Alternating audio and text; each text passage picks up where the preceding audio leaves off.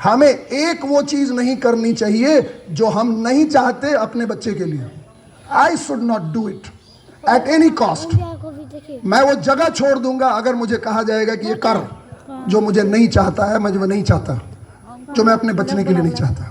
मैं आपसे हाथ जोड़ता हूं, इसलिए please understand it. Very one thing, मेरे पास एक मन है और उस मन को समझना पड़ेगा। मन ऐसी वैसी चीज नहीं है जो बाजार में मिलती है। हमने अपने बच्चों को क्या सिखाया है कि ब्रेन सोचता है। अरे ब्रेन के पास ताकत ही नहीं है सोचने की।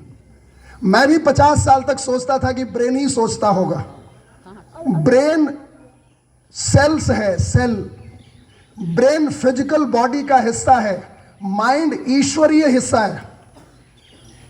मन कभी मरता नहीं, शरीर मर जाता है। मन के चलते फिर दोबारा जन्म होता है।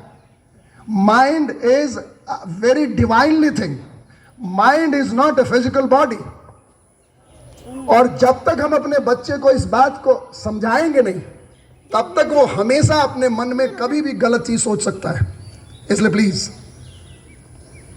मैंने अपने बच्चों को जहां भी जाता हूं एक छोटा एग्जाम्पल देता हूं कि तू फैन को देख रहा है, फैन फिजिकल बॉडी है, फैन दिखाई दे रहा है, लेकिन बिजली जो उसमें आ रही है वो दिख नहीं रही है। क्या तुमने कभी बिजली को देखा है उस फैन में? तो उसका आंसर होता है नो। हमने कहा तो बिजली चल रही है कि पंखा चल रहा है? तो सारे बच्चे बोलते हैं सर दिखाई तो पंखा चलते हुए दिखता है। तो क्या तुमने पंखा चलते हुए तो विश्वास कर लिया कि पंखा चल सकता है? क्या पंखा में चलने की ताकत है? बोला नो। तो फिर जो दिखाई दे रहा है वो चलता नहीं है और जो नहीं दिख रहा है वो चलता है। That is the very important thing you have to understand. तो हम पूजा किसकी कर रहे हैं? शरीर की, पंखे की। अरे पंखा हैवेल्स का हो सकता है, फिलिप्स का हो सकता है, सोने का हो सकता है, पाकिस्तान का हो सकता है, इंग्लैंड का हो सकता है, कोल काला हो सकता है, गोरा हो सकता है। इस फिजिकल बॉडी पे क्यों विश्वास किया? हमें विश्वास करना था उस इलेक्ट्रिसिटी पे जो पाकिस्तान में भी नाम इलेक्ट्रिसिटी है, जो इंग्लैंड में भी नाम इलेक्ट्रिसिटी है, जो इंडिया में भी नाम इलेक्ट्रिसिटी है, और उसको किसी ने देखा ही नहीं। मैं आपसे हाथ जोड़ता हूं, हम गलत परिभाषा दे रहे हैं। We are not doing justice to our children. हम फिजिकल बॉडी देख के पढ़ाते हैं। ये काला बच्चा है, ये गोरा बच्चा है, ये क्लास में फर्स्ट कर रहा है, ये क्लास में लास्ट कर रहा है। हम आमदनी देख के पढ़ाते हैं। इसका तो बहुत पैसा वाला बाप है, इसका तो बहुत गरीब बाप है। I think we should stop it. हमको फिजिकल बॉडी देख के नहीं पढ़ाना, हमको जात देख के नहीं पढ़ाना, हमको धर्म देख के नहीं पढ़ाना। विवेकानंद का ये स्कूल है। And if Vivekananda ever said it, कभी नहीं कहा, उन्होंने कहा God is flowing into my body. ये भगवान जो है वो मेरे शरीर में घूम रहा है। इसको बॉब प्रॉक्टर कहते हैं I am a centre of divine operation. यानी भगवान मेरे में, मेरे से, मेरे द्वारा, मेरे लिए काम करता है। I am walking as a god, so I am God. अगर सारे बच्चे ये फील शुरू कर दें तो फिर इस दुनिया में कोई चीज की कमी नहीं रहेगी। And they will become a superstar and nobody can stop them to succeed in their life. करना कुछ नहीं है, करना एक ही चीज है, क्रिएट एन आइडिया।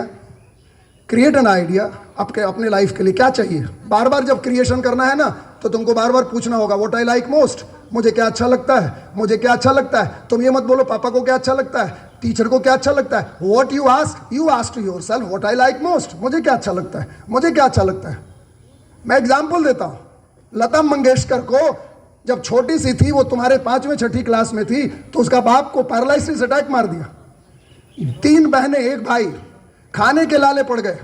और उस औरत ने क्या किया, वो छोटी लड़की ने हारमोनियम उठाया और गाना गाना शुरू कर दिया, क्योंकि उसको वही आता था। और आज वो गाना गाते गाते सारे गामा पा दिन भर वही repeat repeat repeat, and she became Bharat Ratna. मरने के पहले वो 5 हॉस्पिटल छोड़ गई और अपनी सारी संपत्ति उस हॉस्पिटल को दे गई। That is called success. Virat Kohli, तुम जिसके फैन हो, उसका बाप मर रहा था हॉस्पिटल में, ही वाज प्लेइंग क्रिकेट। लोगों ने कहा कैसा अभागा बेटा है जो बाप के लाश पे क्रिकेट खेल रहा है।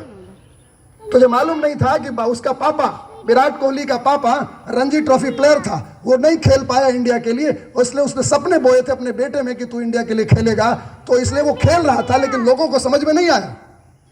लोगों ने कहा अभागा है, नालायक है, बाप के लाश पे क्रिकेट खेल रहा है। And see what happens. उसने किसी की नहीं सुनी।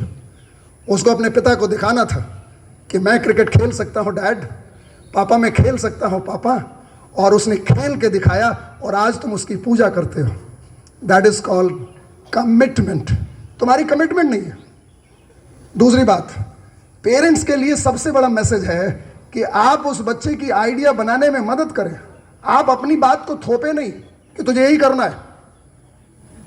कभी भी हम नहीं थोपे। ये डिजिटल वर्ल्ड है, आज उसके पास बहुत सारी अपॉर्चुनिटीज है। हम केवल डॉक्टर, इंजीनियर और आईएएस के अलावा कुछ सोचते ही नहीं है। बिहार के लोगों की बहुत बड़ी बीमारी है, मेरा डॉक्टर बनेगा, इंजीनियर बनेगा, नहीं तो आईएएस बनेगा।